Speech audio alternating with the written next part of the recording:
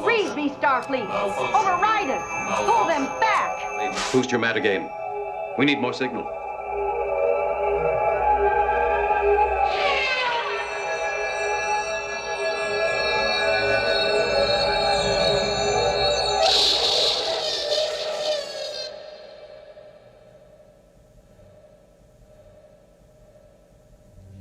Oh my God.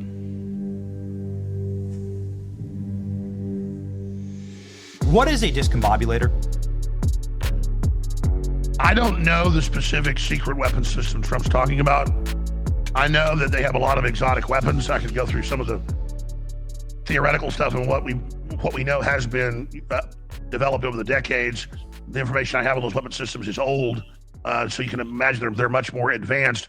But they have kind of a Glock system that's associated with manipulating the time-space field between dimensions. That, going back to the first experiments with it with the Germans and then the U.S., that everybody around it really gets sick. It's like the Havana syndrome on steroids. Then there are classic type high-powered sonic weapons that can also make people very, very nauseous. But when you hear the term discombobulate, that means almost like reality's not there. And so this is real sci-fi weaponry. But we're told hydrogen bombs is the most advanced thing. But those were around in the 50s, theoretically in the 1890s. Max Planck created the theoretical equations for atomic bombs and then hydrogen bombs. And so the technologies are 30 to 50 years, depending on what group of them advanced. And obviously, it's very secretive. They had, in the early 70s, the B-2 bomber deployed. They didn't declassify it partially until the late 80s. And that, I'm told, is about 5 generations back from what the U.S. military actually has. Many people have wondered whether the UFO files are kept secret because the UFO technology is simply military technology that's being tested on our people or domestically, and that the federal government has the ability to manipulate time and space. And I say that, Alex, because they straight up, and that's not what this interview is about, but I hope you don't mind this little side quest here. That, they said that in this astonishing document. Alex, could you grab it? The principal who's in charge of science and technology for the administration, Dr. Alex Krasios is his name. Sounds like straight up Central Casting. He says, no, we have the ability to manipulate time and space with our military tech. What does that mean, Alex? I mean, you just talked about the discombobulator changing reality. We heard from the Venezuelan security guards that they were incapable of even standing when hit with this thing, vomiting blood out of their mouths, blood out of their ears and nose. What I mean, did we use some space age shit on these guys? Well, there are all sorts of systems.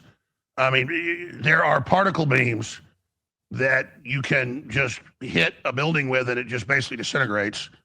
There are, and these are just things we know theoretically that they did develop, and then the rest is classified. So it just goes on and on. And then there's so many civilian uses for these things. I mean, we've had free energy for at least 30 years. It's seen as a disruptive technology, so it's been suppressed. And with Trump, you see the beginning of the rolling out of this, which is great to secure American dominance, but also great for the economy. With all this debt and the rest of it, new innovations being rolled out like this aren't going to be disruptive. It's what's going to save us if it can be deployed in a peaceful way. I mean, imagine what free energy will do. But yeah, you see Trump killing the carbon taxes, the Paris Accord that Lord Monckton's analysis, and I've seen other analyses that are similar, would kill about 2 billion people over a decade if they cut basically half the energy in the food. And that was the plan of the Great Reset. So Trump killing that alone, the globalists weren't just going to give us the free energy. They weren't just going to block that. They were going to take away the old system as well. And so Trump is keeping the old system in place as a bridge to the new. Elon Musk has talked about that. And so this is a great thing President Trump's done. In fact, that's why I'm not black-pilled. I mean, I wish they'd do more on Epstein. I wish they'd do more on arrest, more on indictments of the bad guys. But at the end of the day, the globalists are being made irrelevant. We just had the head CEO of the World Economic Forum in the email saying, yes, we're setting up an alternate world government through the Trilateral Commission that Epstein was on, and we're going to transfer the UN power over to us. That was in 2017-18. And then 3 years ago, the UN made the World Economic Forum co-equal for global governance. So I mean, that whole system is being exposed. It's being discredited. The crown jewel of it, the carbon tax and the social credit score that would implement that and track everything we do, that is gone basically. The UN's plan to, quote, cut half the food production. Remember a couple of years ago, John Kerry, we got to get rid of half the farms or people will starve. True oxymoronic stuff here. This is feudalism. This is serfdom. And so all of that, the old system is being shut down. The predatory Great Reset, collapsed civilization, post-industrial world, and Trump's making real moves to bring us into the George Jetson world that's right under our noses. It's true. My wife's grandmother is visiting us. She's 95 years old, and I have a Tesla, and I love it. And it's a self-driving Tesla. And she sat in it and she's like, "This is the Jetsons." That's what she said. She's never been in one of these things, and we just like self-drove, and we went down the street, got ice cream, and the car drives itself. And she's like, "I can't believe it. I can't believe I'm living to see this. It's the Jetsons." That's what she said. And all of those technologies aren't evil in and of themselves. It's how they're deployed. Yeah.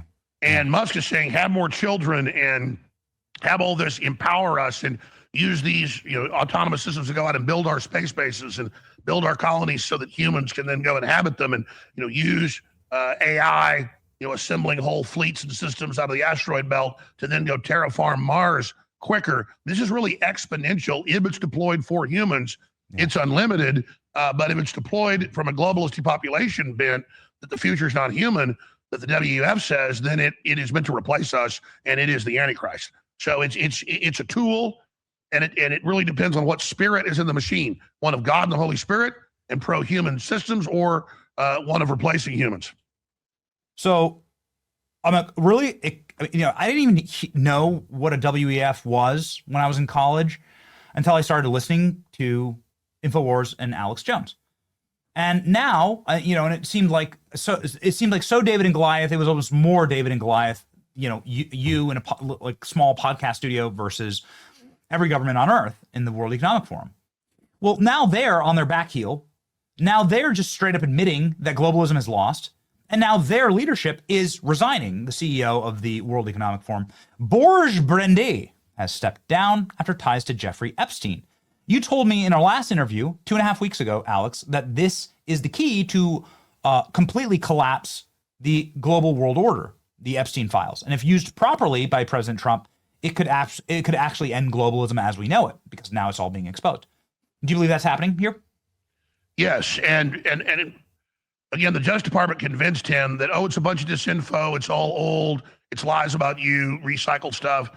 And then now you hear Trump going, "Wow, I'm vindicated in all this." Yes. Yeah, because here's the deal. I know what's in the files because I've already studied, and so much has already come out in other places, and they've bragged about it, that the Trilateral Commission was set up by David Rockefeller. His family put all their money and the Rothschild money into setting up the UN, all of it. He was the head of the Trilateral Commission. He chaired the other global meetings. We now learned in 1990, when Epstein was 30, basically Bill Barr brought him over to be introduced to him, and he was high-level CIA, and he became the main aide to David Rockefeller. And when Rockefeller couldn't go to a Trilateral Commission meeting, he put him on the board, and Epstein represented him. That's why Epstein was so powerful.